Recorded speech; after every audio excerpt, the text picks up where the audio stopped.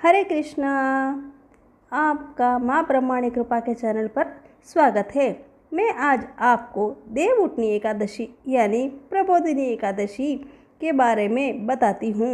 इसका महात्म्य सुनाऊंगी और ये किस दिन इसका व्रत किया जाएगा और किस दिन इसका पारण होगा और इसका महात्म्य क्या है, इन सब की जानकारी दूंगी। ध्यानपूर्वक सुनिएगा। देवउठनी एकादशी का व्रत 12 नवंबर को है, जबकि एकादशी तिथि 11 नवंबर को शाम को 6:47 से लग जाएगी। देवउठनी एकादशी का पारण कब किया जाएगा? देवउठनी एकादशी का व्रत का पारण 13 नवंबर को द्वादशी तिथि में सुबह 9:30 तक कर लेना उत्तम रहेगा। देवउठनी एकादशी कार्तिक मास में शुक्ल पक्ष की एकादशी तिथि को आती है। देवउठनी एकादशी को प्रबोधिनी एकादशी भी कहते हैं। धार्मिक मान्यताओं के अनुसार भगवान विष्णु आषाढ़ शुक्ल एकादशी तिथि को शयन में चले जाते हैं और 4 महीने के बाद प्रबोधिनी एकादशी तिथि को नींद से जागते हैं। इसलिए आषाढ़ शुक्ल एकादशी से कार्तिक शुक्ल एकादशी तक के समय को चातुर्मास भी कहा जाता है, जिससे योगी और साधक चातुर्मास नियम का पालन करते हुए साधना करते हैं। हरि प्रबोधिनी एकादशी के दिन से चातुर्मास व्रत भी समाप्त हो जाता है। इसलिए धार्मिक दृष्टि से कार्तिक शुक्ल एकादशी, जिसे देव प्रबोधिनी एकादशी भी कहते हैं, इसका बड़ा ही महत्व बताया गया है। देव प्रबोधिनी एकादशी व्रत का नियम इस प्रकार है। देव प्रबोधिनी एकादशी व्रत में दशमी तिथि से ही सात्विक आहार लेना चाहिए। लहसुन प्याज खाने वालों को दशमी तिथि को ही इसका त्याग कर देना चाहिए और फिर एकादशी के दिन भर निर्जल व्रत करना होता है और शाम के समय भगवान विष्णु की पूजा कर फलाहार ले सकते हैं।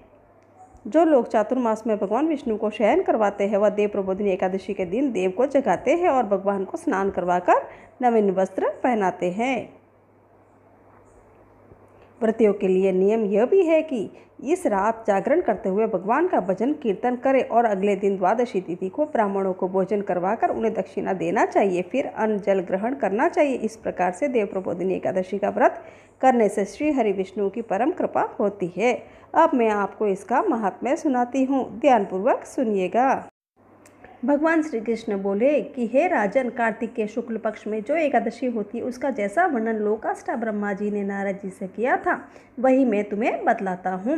नारद जी ने कहा कि पिताजी, जिसे धर्म कर्म में प्रवृत्ति कराने वाले भगवान गोविंद जागते हैं, उस प्रबोधिनी एकादशी का महात्म्य बतलाइए। ब्रह्मा जी बोले कि मुनि श्रेष्ठ, प्रबोधिनी का महात्म्य पाप का नाश, पुण्य की वृद्धि तथा उत्तम बुद्धि वाले पुरुषों को मोक्ष प्रदान करने वाला है। समुद्र से लेकर सरोवर तक जितने भी तीर्थ है वे सभी अपने महात्म्य की तभी तक गर्जना करते हैं जब तक कि कार्तिक मास के भगवान विष्णु की प्रबोधिनी तिथि नहीं आ जाती। प्रबोधिनी एकादशी को एक ही उपवास कर लेने से मनुष्य 1000 अश्वमेघ तथा 100 राजसूय यज्ञ का फल पा लेता है। बेटा, जो दुर्लभ है, जिसकी प्राप्ति असंभव है तथा जिसे त्रिलोक में किसी ने भी नहीं देखा, ऐसी वस्तु के लिए भी याचना करने से प्रबोधिनी एकादशी उसे देती है। भक्ति पूर्वक उपवास करने से मनुष्य को हरि प्रबोधिनी एकादशी ऐश्वर्य, संपत्ति, उत्तम बुद्धि, राजी तथा सुख प्रदान करती है। मेरु पर्वत के समान जो बड़े बड़े पाप हैं उन सबको यह पापनाशिनी प्रबोधिनी एक ही उपवास में भस्म कर देती है। पहले के हजारों जन्मों में जो पाप किए गए हैं उन्हें प्रबोधिनी की रात्रि का जागरण रुई के ढेरी के समान भस्म कर डालता है। जो लोग प्रबोधिनी एकादशी का मन से ध्यान करते हैं तथा जो उसके व्रत का अनुष्ठान करते हैं उनके पितर नरक के दुखों से छूटकर पाकर भगवान विष्णु के परम धाम को चले जाते हैं। हे ब्राह्मण, अश्वमेघ आदि यज्ञों से भी जिस फल की प्राप्ति कठिन है वह प्रबोधिनी एकादशी को जागरण करने से अनायास ही मिल जाता है।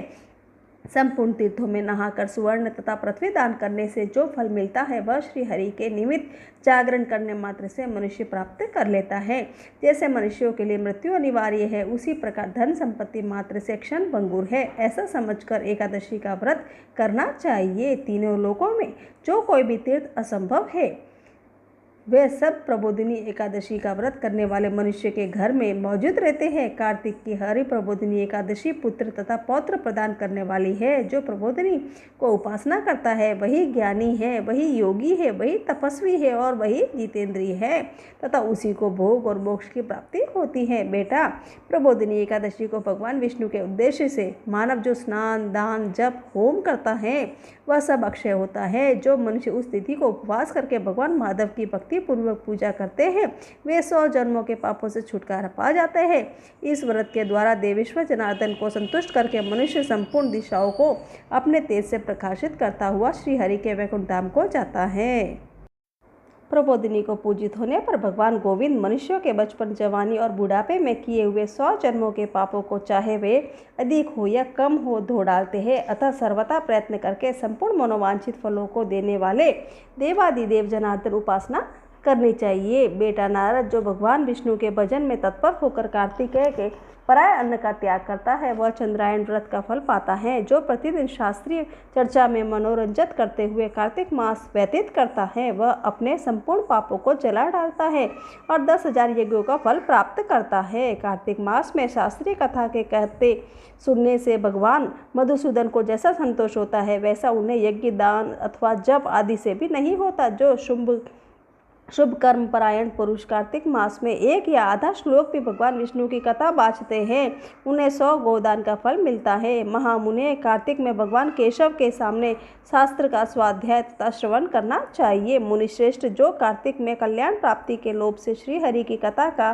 प्रबंध करता है वह अपने 100 पीढ़ियों को तार देता है। जो मनुष्य सदा नियम पूर्वक कार्तिक मास में भगवान विष्णु की कथा सुनता है उसे सहस्त्र गोदान का फल मिलता है। जो प्रबोधिनी एकादशी के दिन श्री विष्णु की कथा श्रवण करता है उसे 7 द्वीपों पर यथा युक्त पृथ्वी दान करने का फल प्राप्त होता है। हे मुनिश्रेष्ठ, जो भगवान विष्णु की कथा सुनकर अपनी शक्ति के अनुसार कथावाचक की पूजा करते हैं उन्हें अक्षय लोक की प्राप्ति होती है। नारद, जो मनुष्य कार्तिक मास में भगवत संबंधी गीत और शास्त्र विनोद के द्वारा समय बिताता है उसकी पुनरावृत्ति मैंने नहीं देखी। मुने, जो पुण्यात्मा पुरुष भगवान के समक्ष गान, नृत्य, वाद और श्री विष्णु की कथा करता है वह तीनों लोकों के ऊपर विराजमान होता है। मुनिश्रेष्ठ, कार्तिक की प्रबोधिनी एकादशी के दिन बहुत से फल, फूल, कपूर, अगरजा और कुमकुम के द्वारा श्री हरि की पूजा करनी चाहिए। एकादशी आने पर धन की कंजूसी नहीं करनी चाहिए क्योंकि उस दिन दान आदि करने से असंख्य पुण्य की प्राप्ति होती है। प्रबोधिनी एकादशी को जागरण के समय शंख से जल लेकर फल तथा नाना प्रकार के द्रव्यों के साथ श्री जनार्दन को अर्घ्य देना चाहिए। संपूर्ण तीर्थों में स्नान करने के से सब प्रकार के दान देने से जो फल मिलता है वही प्रबोधिनी एकादशी को अर्घ्य देने से करोड़ गुना होकर प्राप्त होता है। हे देवर्षि, अर्घ्य के पश्चात भोजन, आच्छादन और दक्षिणा आदि के द्वारा भगवान विष्णु की प्रसन्नता के लिए गुरु की पूजा करनी चाहिए। जो मनुष्य उस दिन श्रीमद् भागवत की कथा सुनता और अथवा पुराण का पाठ करता है उसे एक एक अक्षर पर कपिला दान का फल मिलता है। हे मुनिश्रेष्ठ, कार्तिक में जो मनुष्य अपनी शक्ति के अनुसार शास्त्रोक्त रीति से वैष्णव व्रत एकादशी का पालन करता है उसकी मुक्ति अविचल है। केतकी के एक पत्ते से पूजित होने पर भगवान गरुड़ध्वज 1000 वर्ष तक अत्यंत तृप्त रहते हैं। हे देवर्षि, जो अगस्त के फूल से भगवान जनार्दन की पूजा करता है उसके दर्शन मात्र से नरक की आग बुझ जाती है। वत्स, जो कार्तिक में भगवान जनार्दन को तुलसी के पत्र और पुष्प अर्पण करते हैं उनका जन्म भर का किया हुआ सारा पाप भस्म हो जाता है। हे मुने, प्रतिदिन दर्शन, स्पर्श, ध्यान, नाम कीर्तन, सत्वन, अर्पण, सचन, नित्य पूजन तथा नमस्कार के द्वारा तुलसी में 9 प्रकार की भक्ति करते हैं वे कोटि सहस्त्र युगों तक पुण्य का विस्तार करते हैं।